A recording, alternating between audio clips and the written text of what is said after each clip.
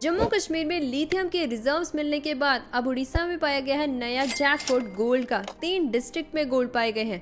अब इस गोल्ड के रिजर्व का हमारी इकोनॉमी के ऊपर क्या फर्क पड़ता है और उड़ीसा में रहने वाले लोग इन माइनिंग से इतने ज्यादा परेशान क्यों हैं, वो बार बार प्रोटेस्ट क्यों करते हैं, इन सभी बातों को आज इस वीडियो में हम जानेंगे। तो वीडियो को शुरू करते हैं। सबसे पहले हम जानते हैं कि किन किन डिस्ट्रिक्ट्स में गोल्ड पाए गए हैं।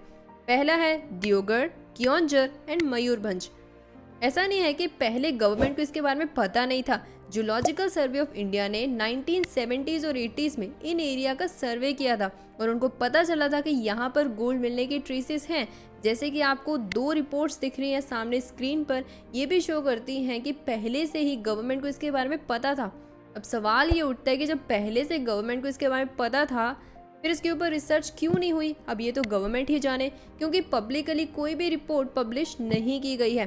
बट इसके मेन 3 कारण जरूर हो सकते हैं। पहला है रेगुलेटरी चैलेंजेस। देखो, माइनिंग कंपनीज को काम करने के लिए एक लाइसेंस की जरूरत पड़ती है। इमेजिन करके देखो, एक सिंगल लाइसेंस के लिए कंपनीज को मल्टीपल एजेंट्स के पास जाना पड़ रहा है और 10 से 15 अप्रूवल्स लेनी पड़ रही हैं सिर्फ एक लाइसेंस के लिए। इतने पंगे ड्राइविंग लाइसेंस के लिए नहीं होते जितना माइनिंग कंपनी को एक लाइसेंस लेने के लिए करना पड़ता है। अब उसकी भी बाद में कोई गारंटी नहीं होती कि जो भी तुमने एप्लीकेशन फाइल की है उसकी अप्रूवल तुम्हें कुछ ही दिनों के अंदर मिल जाएगी। नो, ऐसा हो सकता है कि तुम्हें लंबे समय तक वेट करना पड़ सके, जिसके कारण काफ़ी सारे प्रोजेक्ट्स जो हैं वो लंबे लंबे समय तक चलते रहते हैं। कर्नाटका, जहां पर 88% इंडिया के रिजर्व्स पाए जाते हैं गोल्ड के, और वहां पर सिर्फ 4 ही माइंस हैं। अब इमेजिन करके देख लो, यदि हमें और माइंस ढूंढनी है तो कितना ज़्यादा समय लग जाएगा। दूसरा कारण है टैक्सेशन पॉलिसी। बेशक गवर्नमेंट ने काफ़ी हद तक कंपनीज जो भी प्रॉफिट अर्न करती है माइनिंग के अंडर, उनमें टैक्सेस कम कर दिए हैं, बट एक टैक्स अभी तक कम नहीं किया, वो है इम्पोर्ट टैक्स। ऐसा होता है कि माइनिंग कंपनीज को काम करने के लिए कई बार इक्विपमेंट्स की ज़रूरत पड़ती है जो कि डोमेस्टिकली अवेलेबल नहीं होते, तो वो बाहर से मंगवाने पड़ते हैं। बट गवर्नमेंट ने तो पहले से इम्पोर्ट टैक्स काफ़ी ज़्यादा हाई किए हुए हैं, जिसके कारण कंपनीज को सफ़र करना पड़ता है। तीसरा कारण है इंफ्रास्ट्रक्चर। जिन भी जगहों पर या फिर लोकेशंस पर मिनरल्स पाए जाते हैं ना, तो वहाँ पर इंफ्रास्ट्रक्चर काफ़ी ज़्यादा पुअर है। वहाँ पर सड़कें नहीं है, रेल लिंक्स नहीं है, तो कंपनीज को काफ़ी ज़्यादा मुश्किल होता है एक जगह से मिनरल को उठाकर दूसरी जगह शिफ्ट करने में। तो इन 3 मेन रीजंस की वजह से हो सकता है कि अभी तक काफ़ी सारे प्रोजेक्ट्स जो हैं वो पेंडिंग में पड़े हुए हैं। फिर 2019 में गवर्नमेंट काफ़ी ज़्यादा सीरियस होती है, एक नई पॉलिसी लेकर आती है जिसका नाम है न्यू नेशनल पॉलिसी। इस पॉलिसी के अंडर गवर्नमेंट का मेन फोकस ये है कि जो भी प्रॉब्लम्स मैंने अभी आपको बताई उसके ऊपर ध्यान दिया जाएगा और डेवलपमेंट के ऊपर काम किया जाएगा। आने वाले 7 ईयर्स में इंडिया में जो मिनरल्स की प्रोडक्शन होगी वो 200% से इंक्रीज की जाएगी, और जो भी पास में पॉलिसीज की गई थी उनके ऊपर ज़्यादा से ज़्यादा ध्यान दिया जाएगा। जैसे कि 2015 में पार्लियामेंट ने अमेंडमेंट पास किया था जिसमें ये बोला गया था कि पब्लिक कंपनीज के साथ साथ प्राइवेट कंपनीज भी अब माइनिंग सेक्टर के अंडर काम कर सकती हैं। फिर 2016 में गवर्नमेंट ने एक नई पॉलिसी लाई जिसका नाम है नेशनल मिनरल एक्सप्लोरेशन पॉलिसी। इस पॉलिसी के अंडर कंपनीज को अलाउ किया गया कि वो माइनिंग एरियाज की ज्यादा से ज्यादा एक्सप्लोरेशन कर सकती हैं। अब दूसरे पार्ट में देखते हैं कि गोल्ड रिजर्व्स का हमारी इकोनॉमी के ऊपर क्या फर्क पड़ता है। फर्क पड़ता है बॉस। पहला है वर्ल्ड वाइड एक्सेप्टेंस।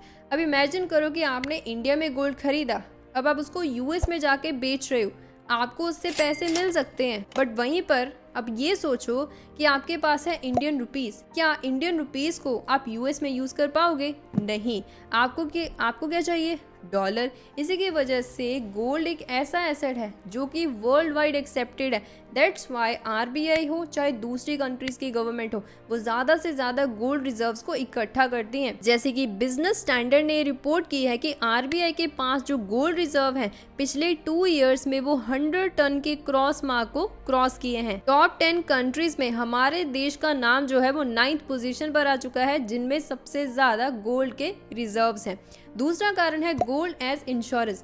जब भी हमारे देश में कोई भी इकोनॉमिक क्राइसिस आता है, इन्फ्लेशन बढ़ जाती है, मतलब महंगाई बढ़ जाती है, तो ऐसे पॉइंट पर ना हमारी करेंसी जो कि है रुपी, उसकी वैल्यू कम होनी शुरू हो जाती है। उस वैल्यू को मेंटेन करने के लिए आरबीआई ज़्यादा से ज़्यादा गोल्ड को सेल करता है और रुपी को खरीदता है ताकि इस करेंसी की वैल्यू को मेंटेन किया जा सके। इसी रीजन की वजह से हमारे देश में गोल्ड का काफी बड़ा रोल है इकोनॉमिक डेवलपमेंट में। अब गुम गुमाकर स्टोरी वापस उड़ीसा में आ जाती है। तो देखो, इस कहानी के दो पहलू हैं। पहले पहलू में आ जाती है इसकी अच्छाई, जैसे उड़ीसा में सबसे ज्यादा मिनरल्स पाए जाते हैं। For example manganese, chromite, coal, dolomite, tin, nickel, gold, graphite, diamond and so on. जैसे कि इंडिया में जो 25% आयरन एंड मैंगनीज के जो रिजर्व्स हैं वो उड़ीसा में पाए जाते हैं और गवर्नमेंट की प्रोजेक्शन है कि 2030 तक स्टील की प्रोडक्शन कैपेसिटी जो है वो 300 मिलियन टन तक इंक्रीज की जाएगी। उसके अलावा उड़ीसा में 7% इंडिया का फॉरेस्ट एरिया है और 11% सरफेस वाटर है। इसी रीजन की वजह से उड़ीसा को बोला जाता है द रिचेस्ट स्टेट। बट ये तो कहानी का पहला पहलू है। दूसरा पहलू बहुत कम लोग जानते हैं, जिसको आप ध्यान से सुनना। Number 1 is unemployment. Unemployment rate Orissa में 7.1% है। वहीं पर यदि आप नेशन का ही एवरेज चेक कर लो, वो 6.1% के करीब चल रहा है।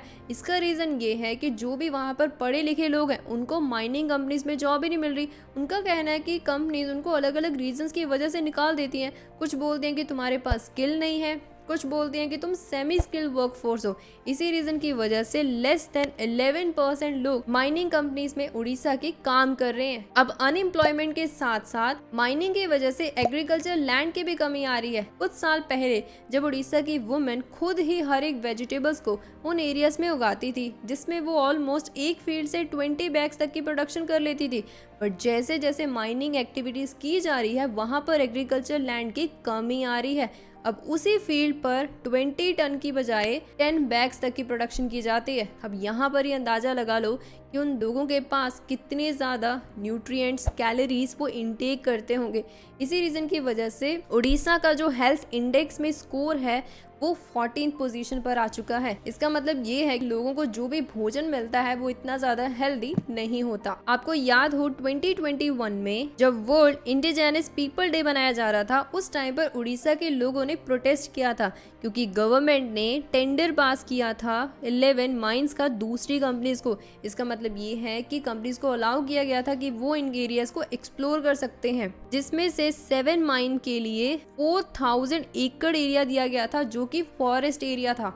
अब देख लो, जैसे जैसे माइनिंग की जाएगी वैसे वैसे फॉरेस्ट एरिया भी कम होता चला जाएगा।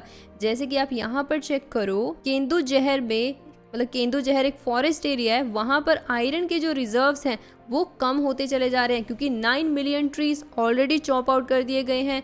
73% ऐसे ट्रीज है वहां पर जिनको 150 इयर्स लगते हैं मेच्योर होने में और उन ट्रीज को काटा जा रहा है। ये एक ऐसा एरिया है जहां पर एलिफेंट्स और दूसरे एनिमल्स रह रहे हैं। जैसे जैसे पेड़ों को काटा जा रहा है वैसे वैसे फॉरेस्ट एरिया कम हो रहा है। अल्टीमेटली इन्वायरमेंट के ऊपर और हैबिटेट्स के ऊपर जो वहां पर एनिमल्स रह रहे हैं उनके ऊपर इफेक्ट पड़ना शुरू हो गया है। अब ऐसे पॉइंट पर आपको क्या लगता है कि हम उड़ीसा को रिचेस्ट स्टेट बोले या फिर पुअरेस्ट स्टेट? वो आप मुझे कमेंट्स में जरूर बताना। तो आज इस वीडियो में इतना ही। वीडियो एंड करने से पहले यदि आप जानना चाहते हैं ग्लोबल फूड क्राइसिस की प्रॉब्लम को, तो उस वीडियो को लेफ्ट साइड पे क्लिक करके जरूर चेकआउट कर लेना। Till then, thank you, bye bye.